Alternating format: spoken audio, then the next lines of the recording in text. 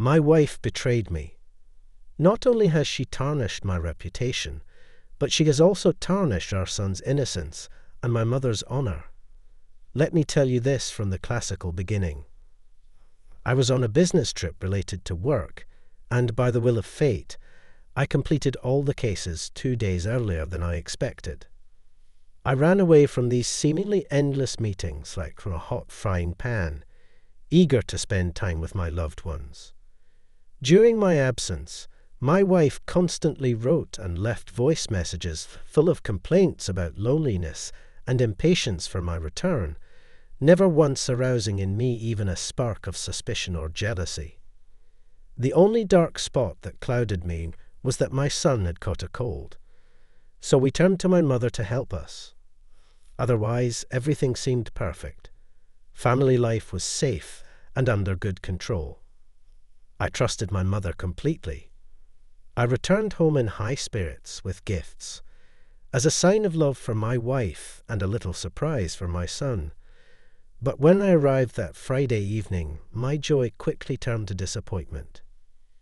To orchestrate a surprise, I refrained from pressing the doorbell and instead used my key to quietly enter. The silence within the apartment was uncanny, especially since it was far too early for anyone to be asleep. I tiptoed further in, peering into the nursery first. Empty. The kitchen was in darkness.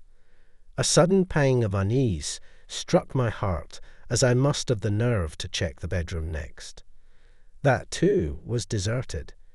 Flicking on the light, I was greeted by the sight of a dishevelled bed and items strewn around in haste.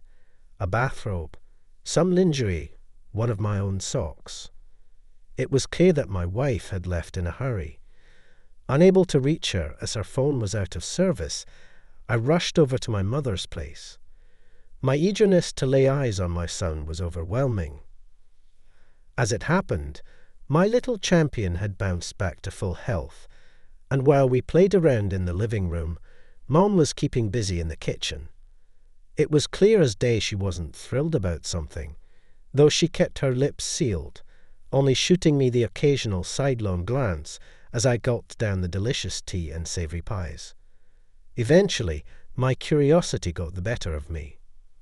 "Mom, what's up?" I asked, grinning and clasping my hands in front of me like a kid in school, ready to soak it all in. "What's wrong?" she responded, putting on a cheerful front. "But I can tell something's off. Is it something to do with Grace? Did you two have a falling out?" I pressed, shrugging and taking another sip of my tea. "No," came her quick reply. The mother squinted her eyes. "Charles, what are you babbling about? Grace mentioned she'd caught a bug from Dillon and needed someone to fetch him. I'm just here at home, and there's absolutely no one else around." Things immediately took a nasty turn, and I shot up from my seat, darting into the hallway to grab my phone. "Charles." My mom called after me, trailing close behind. She clutched at my jacket sleeve, but it was a tad too late. The phone buzzed, and just like that, Grace's call ended. Mere moments later, a voice message popped up. "Charles, I'm on the road. I won't be stopping by your mum's place since I've gotten sick myself. I don't want to risk getting them sick too. Sending you kisses." Grace's voice rang out. My mom looked at me wide-eyed, as if she couldn't fathom what was happening. "All right, let's take a seat," I said, gently tugging at her elbow, making sure she wouldn't just plop down on the floor. She gave a small nod and hesitated, trying to rise with some grace. "So, let's go over this once more," I continued, preparing to count on my fingers. "And remember, Grace brought you here yesterday with a little one, claiming she was under the weather." "No, I was only at your place for a short while." The mother paused, a shadow of hesitation in her voice, and then, "Well, just yesterday, Grace came by with Dillon." "I'm lost here," I frowned, urging him to continue, Did she mention she was heading out somewhere? Not at all. She mentioned she'd be taking care of herself at home. Feeling a heavy sigh escape my lips, I admitted, I think I should head back, already bracing myself for the scene that awaited me. Intuition didn't steer me wrong this time. I discovered them right at the entrance. On the floor, I was met with a chaotic mix of men's attire intertwined with my wife's belongings. The route led me to the bedroom, where soothing music floated through the air, accompanied by muffled sounds of pleasure. Battling the initial wave of fury, I found the door open and slammed the light switch down with my palm. A brief moment of disarray followed, and then my fist connected forcefully with the jaw of my wife's paramour. The guy was surprisingly robust. Instead of crumpling to the floor, he landed awkwardly on a chair. With a look of shock plastered across his face, he quickly shifted his gaze to Grace, grabbed a pillow to shield his lower body, and bolted out the door like a deer in headlights. "Leave my place now," I exclaimed, jabbing my finger against his chest, "and don't you dare come back." As I stormed out of the bedroom, I massaged my aching fist and headed towards the kitchen. Everything had flipped on its head so suddenly. It was enough to make anyone's head reel.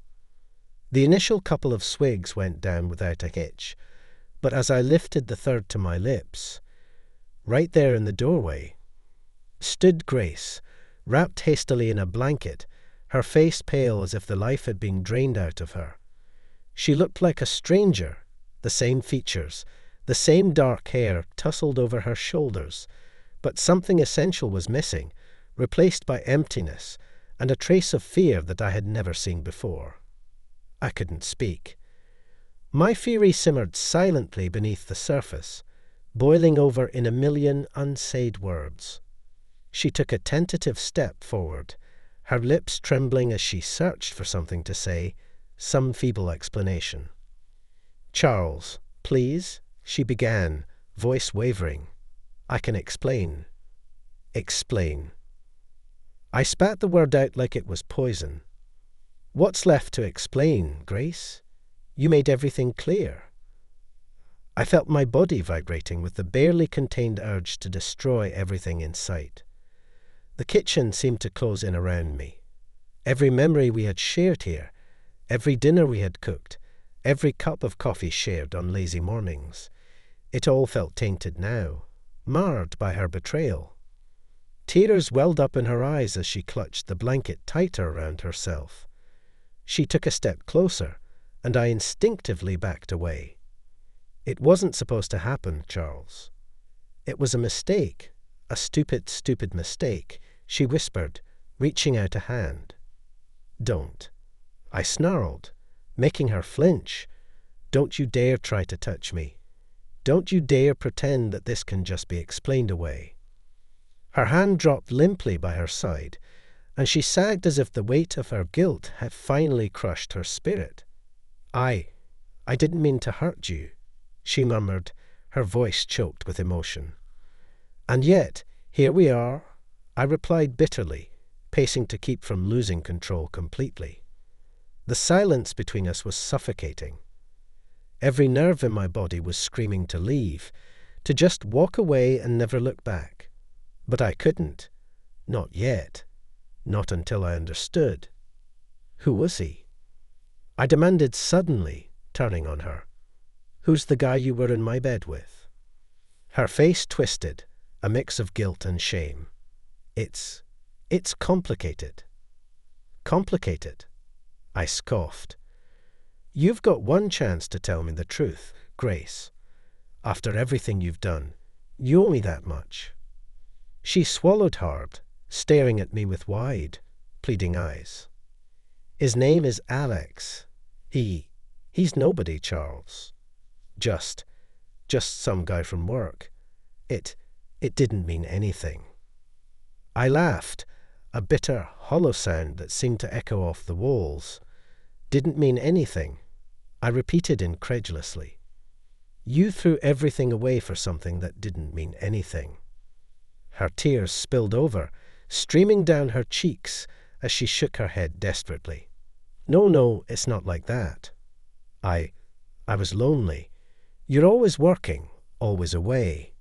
I just needed someone to talk to, someone to make me feel. She broke off, sobbing. Feel what, Grace? I pressed coldly. Feel wanted, loved, is that it? Yes, she cried out, dropping to her knees in front of me, clutching the blanket around her like a lifeline. Yes, Charles, I felt alone, and I know that's not an excuse, but you did it anyway, I finished for her, my voice flat. You betrayed me, betrayed us, for a moment of feeling wanted. Was it worth it? Her silence was answer enough. She bowed her head, her shoulders shaking as she wept silently. I stared down at her, my heart aching in a way I never thought possible. I wanted to scream, to rage, to demand that she look at me and explain why. But all the anger in the world wouldn't change what she had done. It wouldn't take back the images seared into my mind, or erase the memory of that man's face when I caught him in our home. Go, Grace, I repeated, my voice barely a whisper. Just go. She stared at me, disbelieving, for what felt like an eternity. Then, with a choked sob, she scrambled to her feet and stumbled out of the kitchen. I listened numbly to the sounds of her gathering her things, to the soft thud of the front door closing behind her. And then I was alone. Alone in the house that used to be filled with warmth and love, now reduced to a hollow shell of shattered trust and broken promises. For a long time, I stood there, staring blankly at the kitchen counter. My mind felt numb, a swirling haze of disbelief and heartbreak. What now? What was I supposed to do now? My gaze shifted to the table, to the bottle of scotch I had pulled out earlier. Without thinking, I reached for it, pouring another glass. The amber liquid gleamed dully in the light, a silent companion to my misery. I raised the glass to my lips, then paused. No, this wasn't the answer. Drowning my pain wouldn't fix anything. But neither would sitting here, wallowing in it. Slowly, I set the glass down and straightened. I had a son to think about, a life to rebuild. But Grace was no longer a part of it.